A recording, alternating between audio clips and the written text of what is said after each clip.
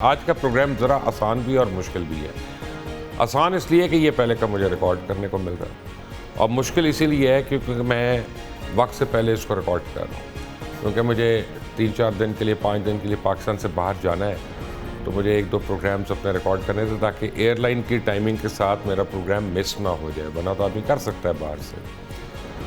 تو اب بڑی امپورٹنٹ ڈیولپمنٹس ہو رہی ہیں۔ جس وقت میں یہ پروگرام ریکارڈ کر رہا ہوں، شہباز شریف صاحب اس وقت جو ہے وہ لینڈ کرنے والے ہیں تھوڑی دیر میں سعودی عربیہ کے اندر، اور وہاں پہ ان کا بڑا فقید المثال استقبال ہو رہا ہے۔ پوری جو چینجنگ سیناریو ہے مڈل ایسٹ کی، وہ کافی تشویشناک ہے۔ OIC کی جو سٹیٹمنٹ ہے اس کے اوپر کافی لوگوں نے کرٹیسائز کیا، انہوں نے کہا OIC should have shown some teeth over there، لیکن انہوں نے نہیں دکھائے۔ قطر نے ابھی تک گیس نہیں بند کی امریکہ کی، سعودی عربیہ نے آئل نہیں بند کیا ان کا، اور گولان ہائٹس کے اوپر بھی کسی نے کوئی بات نہیں کی، جہاں سے اسرائیل نے قبضہ کر لیا تھا کئی سال پہلے جارڈن کی گولان ہائٹس کے اوپر، اور اب جارڈن کو بھی اسرائیل سے ہی اپنا پانی خریدنا پڑتا ہے۔ تو کہتے ہیں کب جاگیں گے عرب ممالک۔ بہرحال دوسری طرف نیتن یاہو نے دھمکی دے دی ہے ترکیہ کو، وہ کہتا ہے کہ ترکیہ میں اگر حماس کے لوگ ہوئے تو پھر ہم ان کو وہاں پہ بھی پیچھا کریں گے۔ اب یہ کریں گے تو بڑا مشکل ہوگا، کیونکہ ترکیہ ایک باقاعدہ ایک ملک بھی ہے جس کی اپنی فوج بھی ہے، انڈسٹریل کنٹری بھی ہے، اور سب سے امپورٹنٹ بات یہ ہے کہ وہ نیٹو کا ممبر ہے، اور نیٹو ممالک کا جو آپس میں گٹھ جوڑ ہے اس میں یہ ہے کہ اگر ایک نیٹو ملک کے اوپر حملہ ہوتا ہے تو تمام نیٹو ممالک کو اس کے اوپر رسپونڈ کرنا پڑے گا۔ تو امریکہ نیٹو کا روح رواں ہے، تو کیا ہوگا؟ لیکن ساتھ ہی ایکسپیکٹڈ ہے کہ وزیر اعظم شہباز شریف جو ہیں وہ اب جا رہے ہیں یونائٹڈ نیشنز کے اجلاس کے لیے، تو وہاں پہ ان سے امریکن پریزیڈنٹ ڈونلڈ ٹرمپ کی اور ان کی الگ ایک 1-on-1 ملاقات بھی شاید ہو جائے، اور مودی جو ہیں وہ وہاں پہ نہیں جا رہے۔ تو یہ سارا کچھ خطے میں جو ہو رہا ہے، یہ اتنی امپورٹنٹ ڈیولپمنٹس ہو رہی ہیں کہ اگلے آپ سمجھیں کہ 6 مہینے کے اندر جو فیصلے طے پا جائیں گے وہ آنے والی زندگیوں پہ ہمارے بہت بڑی طرح اثر انداز ہوں گے۔ تو 2 لوگوں کو میں نے زحمت دی آج، ان دونوں لوگوں کو بلوانے کی ایک خاص وجہ تھی۔ دیکھیں، ایک کا تعلق ہے ڈپلومیسی سے، ایک کا تعلق ہے سیاست سے، امریکن سیاست سے، اور دوسرے کا تعلق ہے سیاست سے، اور ان کا تعلق ہے معیشت سے۔ یعنی معیشت جو ہے وہ ایک ڈٹرمننگ فیکٹر ہوگا اس پورے خطے کی ترقی کے لیے یا پسماندگی کے لیے، آئیدر وے، کہ اب جو ڈیسیجنز ہوتے ہیں وہ کس طرف پاکستان کو لے کے جاتے ہیں۔ اور ان دونوں حضرات کا جو بھی آج تجزیہ ہوگا وہ میں آپ کو گارنٹی کر رہا ہوں کہ آپ اپنے پاس رکھ لیجیے گا ڈاؤن لوڈ کر کے، کیونکہ آنے والے دنوں میں آپ کو یہ کافی چیزیں اس میں سے پوری ہوتی نظر آئیں گی۔ ہمایوں اختر خان آج بہت عرصے کے بعد ہمارے شو میں آئے ہیں، کھرا سچ میں، اور اسپیشل میں نے ان کو ریکویسٹ کی تھی کہ اسٹوڈیو آئیں، کیونکہ میں یہ اتنا اہم شو ہے کہ میں فون کے اوپر نہیں کرنا چاہ رہا تھا۔ شاہد احمد خان، آپ ان کو فریکوینٹلی دیکھتے ہیں ہمارے شوز میں، اور شوز میں بھی دیکھتے ہیں، امریکن سٹیزن ہیں، اور یہ جو بائیڈن کے مشیر بھی رہ چکے ہیں وہاں پہ۔ آپ دونوں حضرات کا بہت بہت شکریہ۔ ویری کوئکلی شاہد احمد خان صاحب، آپ لوگ کیا چاہتے ہیں اسرائیل کے لیے؟ کہ یہ اس کو سارے مل کر ماریں، کٹیں اس کو ایک دفعہ، تب آپ کو ٹھنڈ پڑے گی؟ کیا ہوگا یعنی یہاں پہ کب تک اس کو آپ روکیں گے خود سے؟ دیکھیے، بہت شکریہ مبشر صاحب نے اپنے پروگرام میں لینے کے لیے۔ دیکھیے، جو اسرائیل اور US کی جو ریلیشن شپ ہے وہ از گوئنگ ٹو اسٹے۔ پہلی تو بات، پرنسپل بات یہ ہے۔ دوسری بات یہ ہے کہ citizens of the United States in large numbers they are against certain things. اس پہ آپ دیکھتے ہیں کہ ڈیمونسٹریشنز بھی ہوتی ہیں، کانگریس میں بھی ڈیبیٹ ہوتی ہے، سینٹ میں جو آپ یہ دیکھ لیے، جو سب سے بڑا اسرائیل کا سپورٹر US سینٹ میں ہے وہ ہے سینیٹر چک شومر۔ نمبر 2 ہے senator Blumenthal. Chuck Schumer is leader of the Democratic party as well. Israel is a country which friend turned foe, اور اسرائیل سے جو زیادہ پرابلم ہے وہ ایکچولی اسرائیل کی لیڈرشپ کی ہے۔ Nitin Yahoo is the problem. تو آئی تھنک اگر نیتن یاہو ریموو ہو جائے جس پوزیشن پہ وہ ہے تو بہت ساری چیزیں بہتر ہونے کی امید ہے۔ اب جب میں نے آپ سے چک شومر کا اور رچرڈ بلومنتھال کا نام لیا، چک شومر کی آلویز انکنڈیشنل سپورٹ رہی ہے اسرائیل کو، اسٹیٹ آف اسرائیل کو، اور دی لیڈرشپ آف اسرائیل کو۔ یہ پہلی مرتبہ ہوا ہے کہ Chuck Schumer is standing against Netanyahu Richard Blumenthal is standing against نیتنیاہو.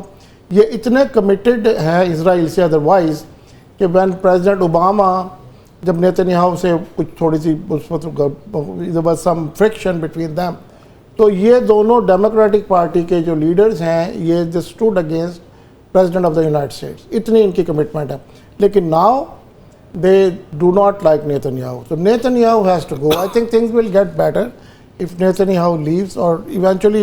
اب یہ دیکھ لیے اسرائیل میں بھی یہی ہو رہا ہے, اسرائیل میں بھی لوگ سڑکوں پر ہیں, وہ چاہتے ہیں کہ یہ ہماری جان چھوڑے اور so we get a new leadership. So let's hope for the best.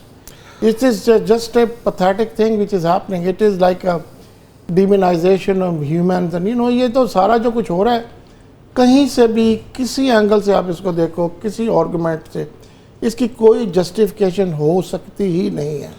$1.5 trillion قطر نے اپنے ڈیفنس کے اوپر خرچ کیا اور ایک میزائل نہیں فائر ہو سکا, ایک گولی نہیں چل سکی, کچھ بھی نہیں ہوا ان دیئر ڈیفنس. اگر اس کا آدھا بھی وہ پاکستان کے ساتھ لگا رہے ہوتے تو جیسا پاکستان نے وہاں پہ فیفا ورلڈ کپ کو پروٹیکٹ کر دیا تو اور سیکیورٹی پرووائڈ کر دی تھی تو Pakistan could have done wonders for them. Is there a realization amongst the Middle East countries کہ یار پاکستان ایکچولی ہمارا ریلائبل دوست ہے؟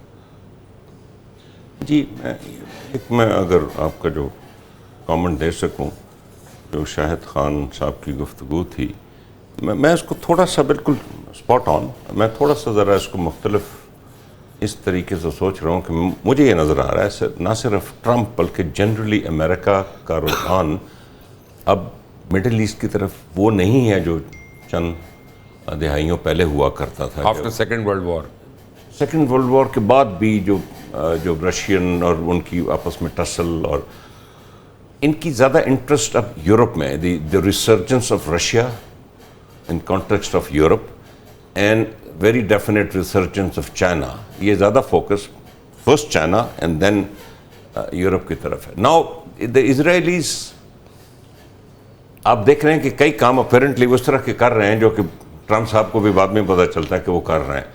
وہ اپنے آپ کو سیکیور کر رہے ہیں. دیکھیں نا جس طرح انہوں نے حزب اللہ ختم کرنے کی کوشش کی, جس طرح انہوں نے غازہ پہ جس طرح انہوں نے سیریا کو اب کنٹرول کیا ہے, یمن پہ اٹیک کر رہے ہیں. ان کو معلوم ہے کہ امریکن جو مائنڈ سیٹ ہے وہ بڑی تیزی سے تبدیل ہوتا ہے. ان کو پتہ ہے کہ امریکن جو ووٹر ہے جب اس کی توجہ مڈل ایسٹ سے ہٹی تو اسرائیل بیچارے کی وہ امپورٹنس نہیں ہوگی جو پہلے تھی. وہ اپنے پریکاشنری میجرز میری نظر میں لے رہے ہیں. ناؤ ہیونگ سیڈ دیٹ, دیکھیے میں سمجھتا ہوں کہ یہ جو میں اس کو ایبریشن سمجھتا ہوں, نارم نہیں ہے کہ ایک ایلائی جو کہ اسرائیل کے ساتھ بھی اچھے تعلقات تھے, بلکہ اسرائیل کی بھی کانسٹنٹ تھی یہ جو حماس سے گفتگو وغیرہ ہو رہی تھی, لیکن انہوں نے کچھ لیڈرشپ ادھر پائی گئی, انہوں نے کہا موقع اچھا ہے, چلو قطر ہے جو بھی ہے اس کو تو فارغ کرو, لیکن اپیرنٹلی وہ فارغ. عمیر صاحب مجھے ایک بات بتائیں, let be honest and be straight and don't be diplomatic over here. I am going to ask you a straight point blank question. آپ کے والد تھے جنرل اختر عبدالرحمان, انہوں نے actually modern I S I کی فاؤنڈیشن رکھی, انہوں نے ماڈرن اسپائی وارفیئر جو ہے اس کو ڈیفائن کیا افغانستان کے اندر سارا کچھ. لیکن ہر جگہ پہ ایک اصول رہا ہے کہ جب آپ کسی سے نیگوشیٹ کر رہے ہوتے ہیں, چاہے وار لاؤڈ ہوتا ہے, کچھ ہوتا ہے, تو آپ اس کو اٹیک نہیں کرتے اس ٹائم پہ وہاں پہ, اور آپ وہ نیگوسیشن کے بعد جب اپنی جگہ پہ چلے جاتے ہیں پھر آپ نے جو کرنا ہے آپ کرتے ہیں. یہاں پہ اسرائیل آسکڈ فار دیٹ نیگوسیشن اور وہ ساروں کو جمع کروایا انہوں نے وہاں پہ, اور پھر انہوں نے ان کو اٹیک کیا. اب اس کے بعد امریکہ ہو یا اسرائیل ہو, ان پہ ٹرسٹ کون کرے گا؟ آپ مبشر دیکھیں, یہ جو اسٹیٹس ہوتے ہیں نا, یہ ہیومن بینگس تو ہوتے نہیں ہیں, they are states. Okay, they observe their own interest. ان کو بھی پتہ ہے وہ جو بھی کریں, جس کو ان کی ضرورت ہوگی وہ پھر بھی ان کے ساتھ ہی ہوگا. اب so I mean I think it's an aberration, it's not a trend in my opinion. I don't think کہ قطر اور اسرائیل کی دشمنی ہو جائے گی یا امریکہ کا مڈل ایسٹ کے بارے میں جو اس کے ایلاز ہیں اس کے بارے میں کچھ رویہ بدلے. Qatar is very upset. It is and rightly, absolutely. آپ نے ایک سوال پوچھا, دیکھیے اب میں نے خود ہی کہا ہے کہ it's an aberration not a long term thing. So اس ایک ایپیسوڈ پہ اور بلینز آف ڈالرز پاکستان کی طرف آنا شروع ہو جائیں, میرا نہیں خیال کہ یہ شاید ہوگا.